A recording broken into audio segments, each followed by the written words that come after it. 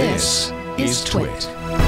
Apple has, according to rumors, this comes from a pretty good source, though, this guy named Mark Gurman, anybody heard of him? This is in Bloomberg, plans on combining iPhone, iPad, and Mac apps by 2021. Now, we're well aware of, what's it called, Marzipan? Yeah, this is Marzipan.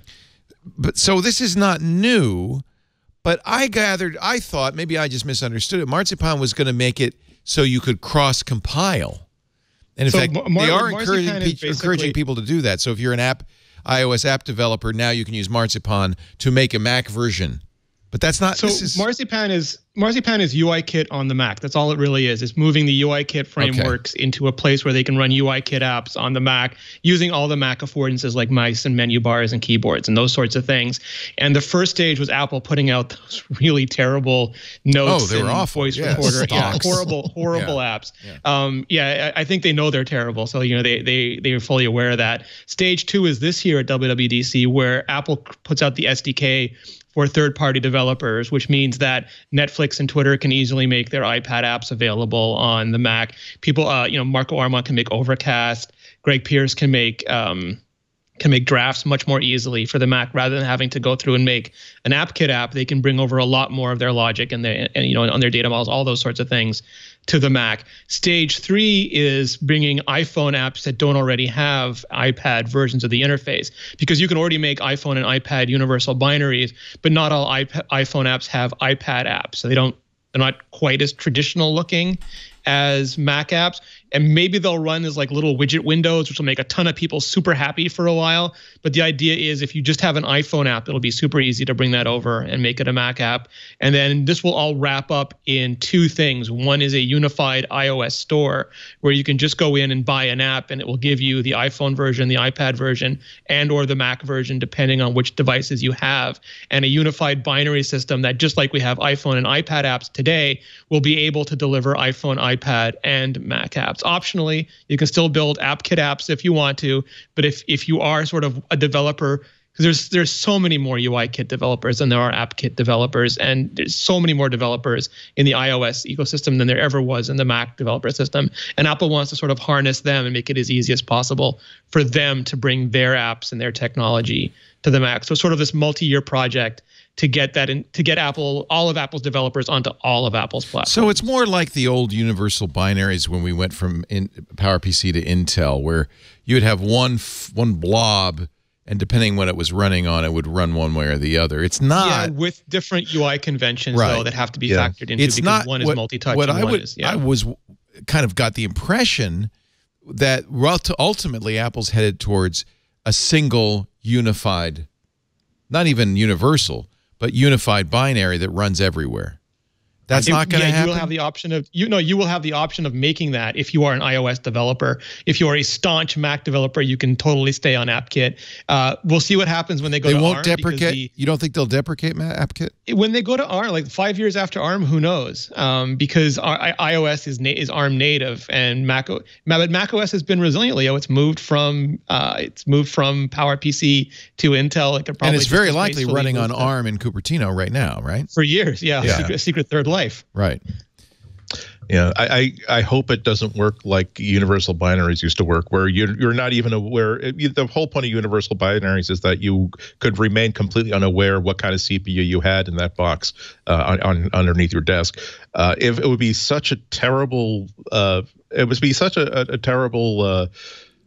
in a lack of taking advantage of an opportunity, if Apple simply said that, hey, iOS developers, you know how desktop operating systems are kind of dying? Now you can actually make money off of these people in the last years before they move to the chosen operating system of iOS, and you can create a not terribly well thought out or ambitious Mac app that nonetheless will work exactly like an iOS app. I really hope that's not what's going to happen when there's an opportunity to say we can create a real next generation desktop operating system or desktop interface.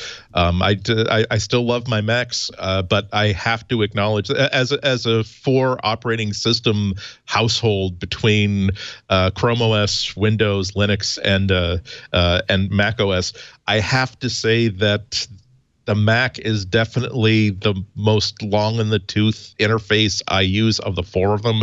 There's just not a whole lot of there are a lot of 2005, 2006 ideas. There are not many 2015, 2016 ideas in it. And so I hope that this isn't just a way of transitioning Mac users, consumer as opposed to pro Mac users into an iOS product. I hope this is a way to bring macOS into a new state of relevancy for 2018 and beyond. Yeah, I think I agree with you there. I think Mac apps especially have really suffered in the consumer sense that they were fragmented before. It was hard to find good Mac apps. You had to just kind of have good word of mouth, and then you had the Mac App Store, which has just continually failed, even since its renovation, its design change, which is incredible. It's still not generating kind of the excitement that the iOS version does. And to be able to kind of bring together iOS app developers and macOS app developers so that they can kind of cross-platform their content without having to develop for separate platforms, separate operating systems, I think would be a huge benefit to iOS developers. They could bring their amazing content to the Mac so that we could use their content on the Mac without it being a difficult thing for them to get through. Well, and the iOS market keeps on getting bigger, and the Mac market is going to continue to get smaller. So it does make sense to keep people developing across those platforms. I think that in the professional area, I could imagine things not, like the big 3D apps, those types of things could stay on the Mac for a while. And I think that we may see Mac Pros, for instance, stay on Intel probably a little bit longer than some of the smaller computers that move to ARM. So, I think that this transition will probably still take another 10 years. But I think eventually we're going to end up with a unified platform. Well, once we're all on the same chip architecture, right, which is ARM, it's got ARM-ish. It's right. Apple's AX architecture. Right. ARM. It makes sense to have a unified interface. It also responds to people who say, well, why doesn't macOS have touch by now? Every other major operating system does.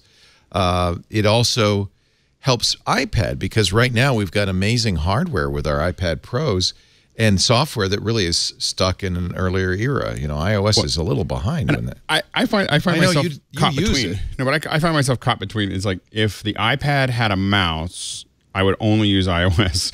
If the Mac had touchscreen, I'd probably only use Mac. Right. I feel like I'm like what you want is something combined, right? I just want a mouse because the problem is I can't. I've kind of gotten it down to. But you want more than a mouse. You want better software too. There are limitations in iOS software. But I believe that a lot of those limitations in the iOS software is because the interface. You just can't do with your fingers what you can do with a mouse. Right. And that is there's a fundamental limitation by saying I can't have a precise. It doesn't make selection. sense in this day and age to have a mouse only or touch only. Yeah, I agree. Environment. Yeah. You need both. And when you use a Surface, you go, oh, this is the way it's supposed to work. Yeah. No, I love my Surface. Yeah, I love the Surface too. Apple totally missed the boat. Without macOS is still a wonderful platform. iOS is still a wonderful platform, but it becomes more clear year after year that there is such a beautiful case to be made for having a desktop operating system or a laptop that has a touchscreen with it. And that gets back to what we were all talking about just 20 minutes ago, that sometimes you really do have to ship the thing and see how people are interacting with it, even if it doesn't make total sense, because after 2 or 3 years of seeing how people were interacting with touchscreen based Windows machines, they were able to develop an optimized version of the operating system and Chrome OS, which is the ability to have a really nicely fine-tuned convertible piece of hardware, Microsoft Surface tablets, which still have most of the things that make me feel like I'm covered with ants when it comes to using Windows. But still, you can't say that is a $1,000 computer that can be very, very good at everything it does. It doesn't fit that bill. So I mean, Alex is perfectly right. If I could buy a MacBook Air with a touchscreen, or if I could buy a MacBook Pro that has, let's say, a hard dockable keyboard on it and a trackpad, wow, I would be very. It would definitely keep me from tweeting about how it's possible that I will not be a portable Mac owner in the next 2 or 3 years. Yeah, I mean, it's Steven Sinofsky, famously, who ran Office and Windows, had a really good tweet storm on this yesterday because he was in charge of managing the project of making the original. I think it was started in Windows 7 and went into Windows 8 of making it touch friendly.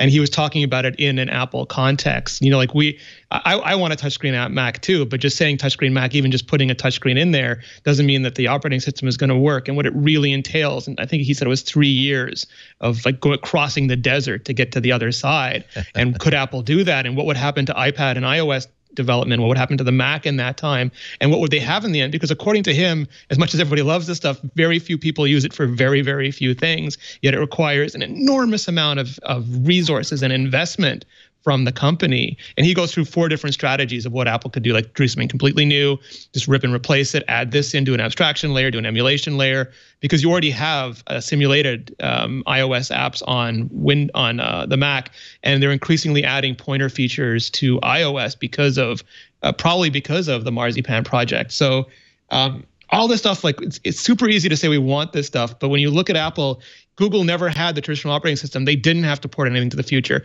Microsoft never had a successful mobile operating system. All they could do was port the traditional to the future.